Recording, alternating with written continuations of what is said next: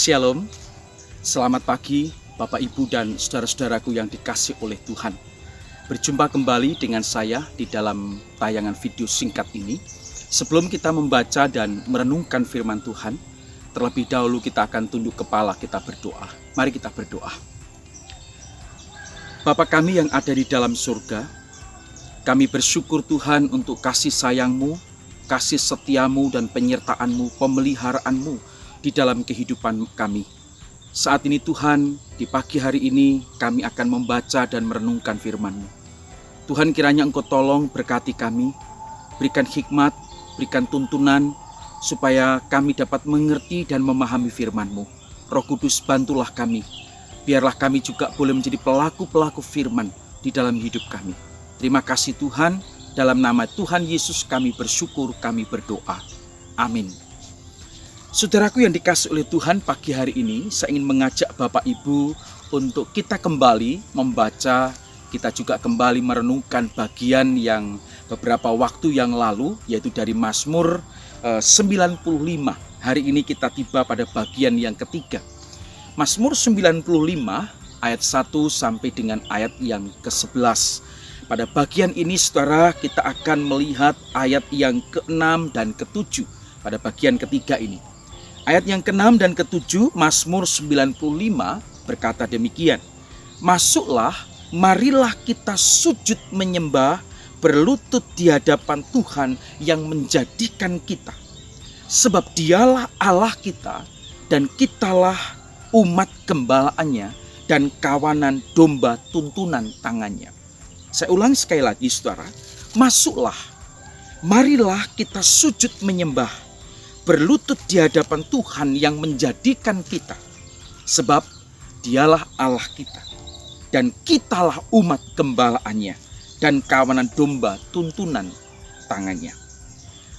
Saudaraku dikasih oleh Tuhan, Lembaga Alkitab Indonesia sekali lagi memberikan judul yang sangat baik sekali, yaitu hormatilah Tuhan dan taatilah Dia.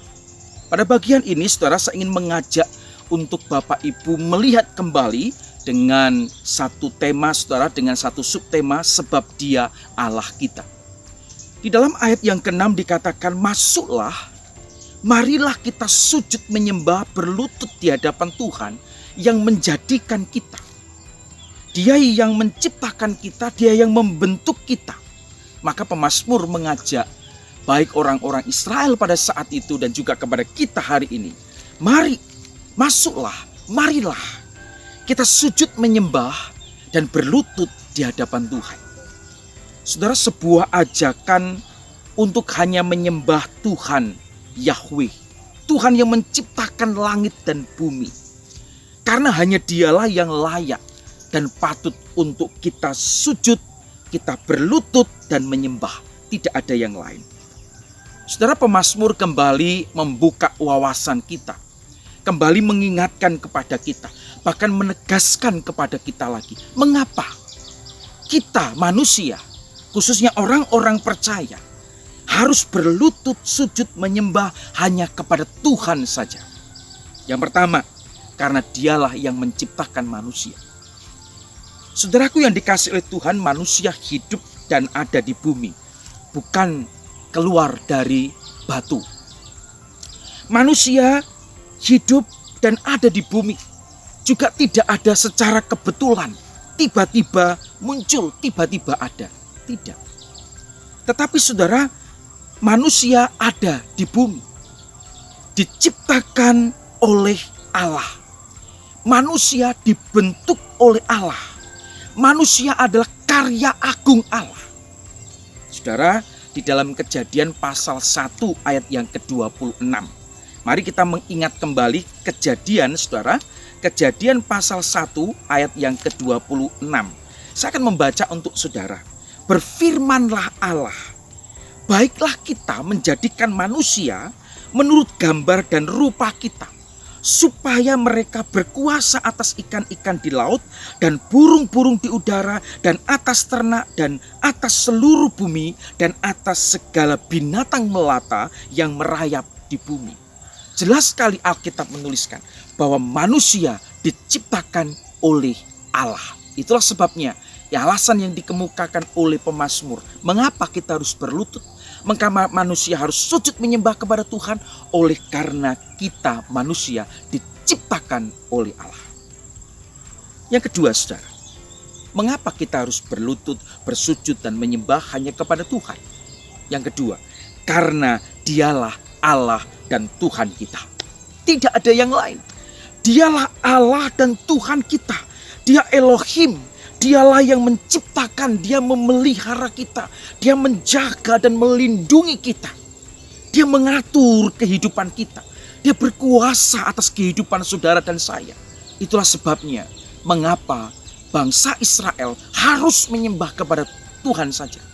Dan kita orang-orang percaya harus menyembah kepada Tuhan saja. Semua manusia harus menyembah hanya kepada Tuhan Allah pencipta langit dan bumi.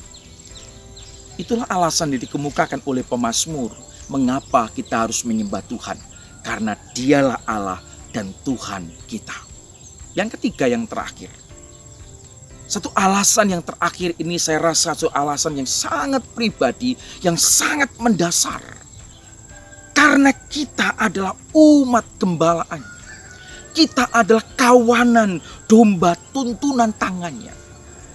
Saudara, ketika membaca ayat yang ke-7 bagian terakhir, kita adalah umat gembalaannya. Kita adalah kawanan domba tuntunan tangannya. Siapa gembala kita? Gembala kita adalah Tuhan. Tuhan Yesus, Tuhan Allah, gembala yang agung, yang menggembalakan kita, yang menuntun kehidupan kita. Saudara, kita adalah orang-orang yang dipilih oleh Allah. Kita adalah orang-orang yang dituntun oleh Allah. Kita adalah orang-orang yang ditebus oleh Tuhan. Kita ditebus dan dijaga oleh Allah. Saudara, saya kira ini adalah alasan yang paling mendasar mengapa setiap kita, saudara dan saya, kita orang-orang percaya harus lebih setia lagi menyembah dan memuliakan Tuhan. Sebab karena kita diciptakan oleh Allah. Kita ditebus oleh Allah. Dia Tuhan dan Allah kita. Kita umat gembalaannya. Kita kawanan domba tuntunan tangannya. Maka saudara, sangat sedih sekali ketika ada orang-orang yang mengaku diri Kristen, tetapi tidak mau beribadah kepada Tuhan. Tidak mau sujud menyembah kepada Tuhan. Tidak mau aktif di dalam kebaktian. Tidak mau turut serta di dalam persekutuan. Mereka berkata, yang penting aku Kristen. KTP-ku Kristen, aku pernah dibaptis. Yang penting itu semua, nanti aku mati dikubur cara Kristen, nanti pasti masuk surga.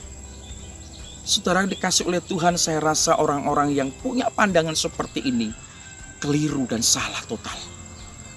Sebab Tuhan memanggil kita untuk sujud, menyembah, beribadah, memuji, memuliakan Dia.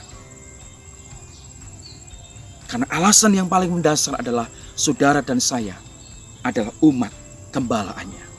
Kita adalah domba-domba tuntunan tangannya. Maka selayaknya lah kita harus beribadah, memuji dan memuliakan Tuhan.